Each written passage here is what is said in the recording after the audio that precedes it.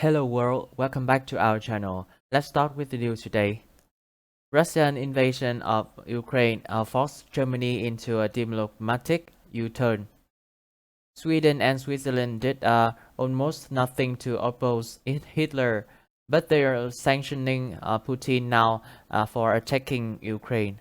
Vladimir Putin's invasion of Ukraine has accomplished what 4 years of hectoring by former President Donald Trump failed to do. Persuade Germany to double its defense budget and boost its military contribution to NATO. And Germany is not the only country that has made a diplomatic U-turn since the Russian leader launched the biggest land war in Europe since World War II.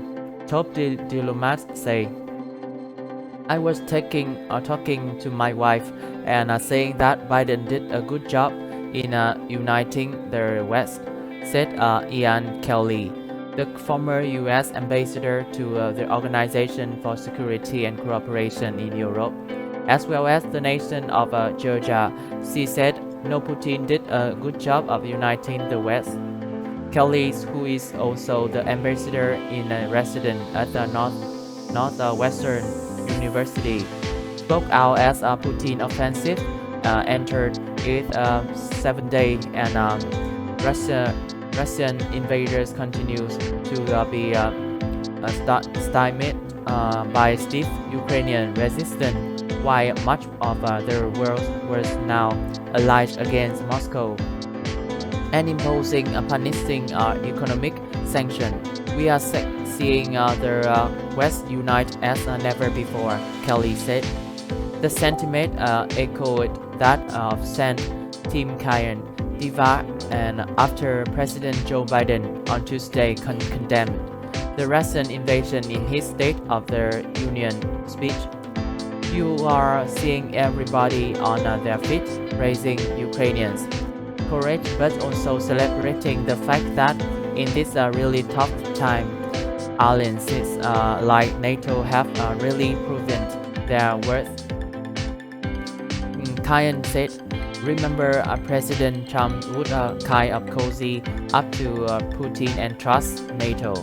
For 4 years, Trump denigrated NATO, which was a bulwark against Moscow through the Cold War, and is now helping solidify the defense of a NATO country that neighbor Ukraine like Poland and Hungary."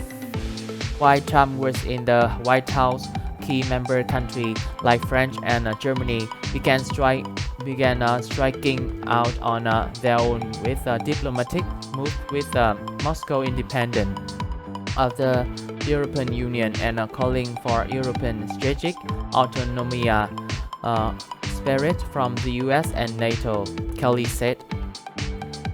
That's why the speech German Chancellor Olaf Scholz gave last weekend was so extraordinary, Kelly said. He called the Russian invasion a turning point in the history of Europe.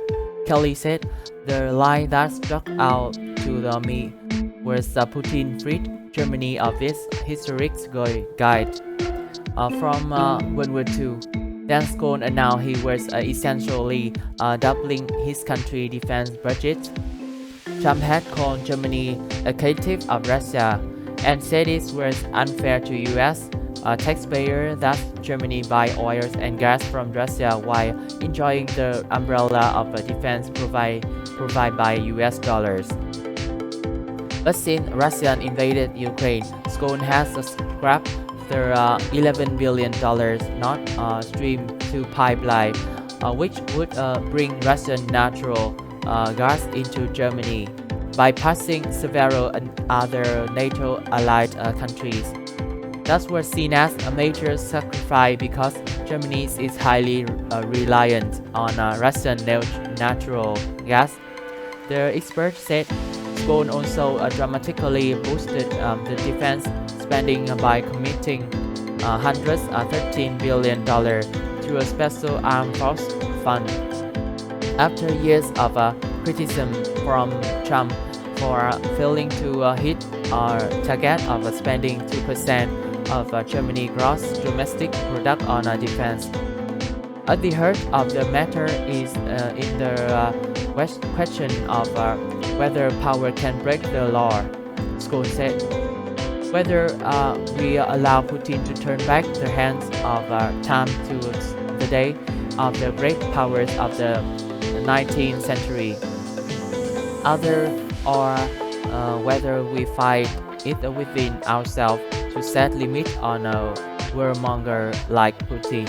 Scholz said that to counter Putin, he would go what Germany had avoided doing since its lost World War II, and reduce much of Europe to restore its aim, forced to be reckoned with. So far, there doesn't appear to have been any negative reaction to Germany's increased militarization from a neighbor and fellow NATO members like Poland, which lost nearly 6 million people in World War II, half of them Jews. There is always the possibility for unintended consequence, said David Phillips, who had the program on peace building and human rights at Columbia University. But this is a new Germany that takes its leadership role seriously. Evidence of that can be found in the 1,000 anti-tank weapons and 500 Stinger missiles the German government has sent to Ukraine, Philip said. That is complete reversal from Berlin long-standing and restrictive arms export policy, which forbade Germany from shipping arms to conflict zones, Kelly and Phillips said. Germany had also banned other NATO countries from shipping German-origin weapons to Ukraine, causing an outcry when it initially blocked the Netherlands from transferring 400 rocket-propelled grenade launchers to Kyiv. The Germans also found themselves being mocked internationally after they initially offered to help Ukraine by sending its army 5,000 military helmets. Kyiv Mayor Vitaly Klitschko called the offer a joke. What kind of support will Germany send next? He asked Kilos. In addition, Germany was among the last country to sign on to crippling the Russian economy by kicking Moscow out of the SWIFT international payment system. Putin's invasion has made a lot of historically neutral countries rethink their diplomacy and their relationship to Russia as well, Kelly said. Look at Switzerland, Kelly said. They didn't do a thing to sanction Hitler during World War II, but they are sanctioning Russia banks now. Sweden did not do anything during World War II, and now they are sending lethal aid to Ukraine. Sweden has sent 5,000 anti-tank weapons to Ukraine. It is the first time Sweden has sent arms to the country at war since 1939.